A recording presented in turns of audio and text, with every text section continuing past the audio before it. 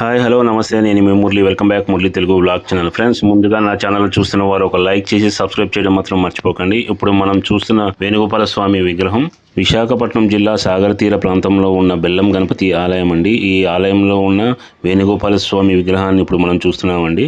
అయితే ఈ ఆలయంలో ప్రధాన మూర్తి ఎవరంటే విఘ్నేశ్వర స్వామి అండి. బెల్లం గణపతి అంటారు. ఈ ఆలయంలో వినాయకుడిని స్వయంగా చంద్రుడే ప్రతిష్ఠించినట్టు చరిత్ర ఉందండి. అంత అద్భుతమైన ఆలయం.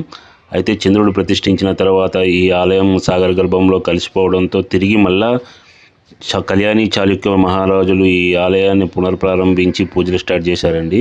వీడియో తీయడం అవ్వలేదండి, వద్దని చెప్పారు. అయినా మీకోసం ఈ విఘ్నేశ్వర స్వామిని నేను వీడియో తీస్తున్నాను. ఒకసారి చూసి మనస్ఫూర్తిగా దర్శించుకోండి. ఓం నమో గం గణపతియే నమః. ఫ్రెండ్స్, నా వీడియోని చూస్తున్న వారు ఒక లైక్ చేసి సబ్స్క్రైబ్ చేయడం మాత్రం మర్చిపోకండి. మళ్ళీ తిరిగి మరో వీడియోలో